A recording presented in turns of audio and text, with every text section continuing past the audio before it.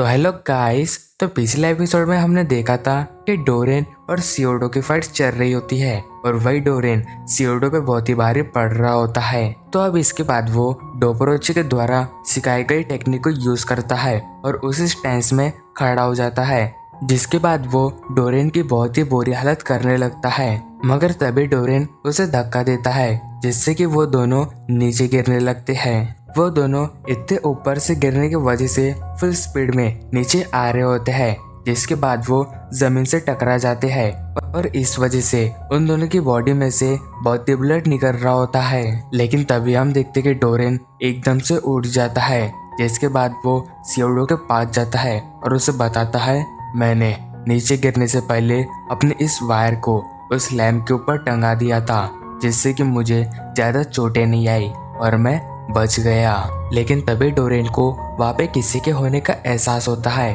और वो जब वहाँ पे देखता है तो वहाँ पे होता है कात्सुमी। तो वही कात्सुमी कहता है, भले ही तुम अभी बच गए लेकिन मैं तुम्हें मार दूंगा क्योंकि तुम जैसे पर्सन को जिंदा नहीं रहना चाहिए। वही डोरेन ये सुन के रेसो से कहता है, रेसो क्या तुम भी ऐसा ही मानते हो? लेकिन वही रेसो को ये सुन के बहुत ही गुस्सा आता है। मगर तभी सीन शिफ्ट होता है। हम देखते कि कुछ मॉन्क्स किसी तरीके के एग्जाम दे रहे होते हैं, तो वही उन्हें वहाँ पे पंच मार के उस पानी की लहर को आखिरी के कॉर्नर तक पहुँचाना होता है। लेकिन अभी तक उन सब में से ऐसा कोई नहीं कर पाता, जो देख के वहाँ के जो मास्टर होते हैं उन्हें बहुत ही गुस्सा आता है। तो अब वो मास्टर उन लोगों के पास जाता है और उनसे कहता है, तुम लोग 10 हो लेकिन तुम में से कोई भी इस एग्जाम को पास नहीं कर पाया। मैंने सोचा था तुम में से कोई तो इस लहर को 60% से आगे पहुंचा पाएगा, मगर तुम में से कोई भी इसे 20% से ज्यादा नहीं पहुंचा पाया। फिर तभी वो वहाँ पे जाके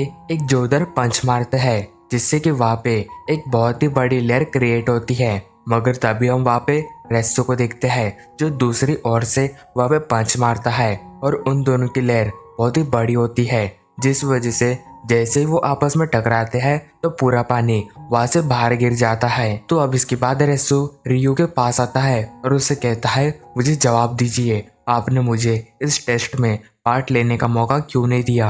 आपने मुझे इस अपॉर्चुनिटी को हासिल करने का मौका क्यों नहीं दिया? जो सुन के रियो उससे कहता है, चलो मेरे पीछे आओ। फिर अब वही हम देखते हैं कि रेसो ने वहाँ के एक दरवाजे को तोड़ा होता है और वहाँ के 6 मॉन्क्स को मार के वहां से आया होता है। वही ये देख के रियो रेसो से बहुत ही इम्प्रेस होता है। अब इसके बाद वो रेसो को एक जगह पे लेके जाने लगता है एंड वही वो जगह बहुत ही अजीब सी होती है। तो वही रियो रेसो को बताता है, इस जगह पे मैं 40 साल के बाद आया हूँ, मैंने बहुत पहले इस जगह को ढूंढा था। तो अब इसके बाद वो दोनों एक दरवाजे के सामने पहुंच जाते हैं। तो वही रियो रेसो से कहता है, तुम्हें पता है मैं तुम्हें कायो का टाइटल क्यों नहीं दे रहा हूँ? उसका जवाब इस दरवाजे के पीछे है। फिर इसके बाद रियो अपनी पूरी ताकत लगा के उस दरवाजे को तोड़ने लगता है, जिसके बाद वो दरवाजा टूट जाता है एंड तभी हम वहाँ पे एक बहुत ही बड़ी टनल को देखते हैं, जिसे देख के रेसु बहुत ही ज्यादा हैरान होता है। तो अब रियो बताता है, 40 साल पहले एक पर्सन ने बिना किसी टूल के सहारे इस टनल को खोदा था। उसने बस अपने हाथों से ही इस टनल को बनाया था और उसने ये बस एक ही रात में किया था।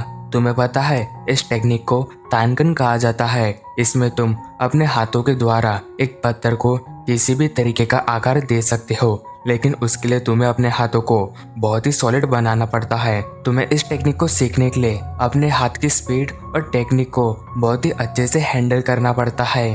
और अगर तुमने इस टेक्निक को बहुत अच्छे से सीख लिया तो तुम कायो बनने की जर्नी में एक स्टेप और ऊपर चले जाओगे। तुम्हें वो दिन याद है रेसो, जब मैं तुम्हें बचपन में एक जगह पे लेके गया था? वहाँ पे जितने भी रॉक्स थे उन्हें उस टाइम के कायो ने अपने हाथों से बनाया था। फिर तभी तुम एक जगह पे गए थे और तुमने मुझसे पूछा था कि यहाँ पे कुछ भी क्यों नहीं है। तो तब मैंने तुम्हें कहा था कि जो वो वर्क है वो यहाँ पे फिट नहीं हो सकता।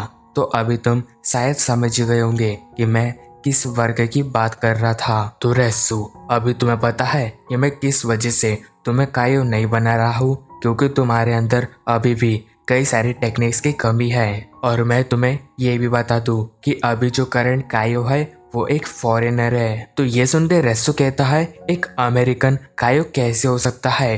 मैं उससे मिलना चाहता हूँ। जिस पर रियो कहता है वो अभी यहाँ नहीं है। तो ये सुन के रेसु कहता है क्या वो मर चुका है? तो रियो जवाब देता है नहीं, बस वो कई समय से दिखाई नहीं दिया है। अब इसके बाद हम वापस से प्रेजेंट में आते हैं जहाँ पर रेसु कहता है अभी मैं समझ गया। जिसके बाद वो डोरेन के सामने जाता है और उसके सामने झुक के कहता है आपसे मिलना मेरे लिए बहुत ही गर्व की बात है। तो इस पर डोरेन कहता है 40 साल हो गए मुझे टेम्पल को छोड़े हुए और उस टाइम में सेकंड कायो था। लगता है तुम तीसरे कायो होंगे। तो क्या तुम मेरे साथ अभी लड़ना चाहते हो? वही ये सुन के रेसु कहता है माना कि आपने टेम्पल को छोड़ दिया था और अभी आप एक बहुत ही बड़े क्रिमिनल हो, लेकिन टेम्पल के रूल के हिसाब से मैं आपके साथ नहीं लड़ सकता हूँ। वही कासुमी ये सुन के कहता है रेसु तुम दोनों एक ही स्कूल से हो, इसका मतलब तुम अभी इसके साथ नहीं लड़ोगे। तो ठीक है मैं ही इसके साथ लड़ता हूँ। लेकिन तभी डोबोरुची उसे रोकता है और कहता है मैं इसके साथ लड़ूंगा। जिस पे कासुमी कहता है डैड मैं शिनसेनकाई का रिप्रेजेंटेटिव हूँ तो मुझे इसके साथ लड़ने दो। पर वही डोबोरुची कहता है कासुमी शायद तुम भूल गए कि मैं शिनसेनकाई का फाउंडर हूँ, तो इसके साथ मैं ही लड़ूंगा क्योंकि मुझे इससे पिछली बार का बदला भी लेना है। तो वही कासुमी डोबोरुची की इस बात को मान जाता है। जिसके बाद हम देखते हैं कि डोबोरुची अपने कपड़ों को उतार लेता है और कहता है अभी मुझे पूरा कंफर्टेबल हो रहा है तो मैं तुम्हारे साथ लड़ने के लिए तैयार हूँ। और इसी के साथ हमारा ये एपिसोड एंड होता है। Thank you so much for watching my video.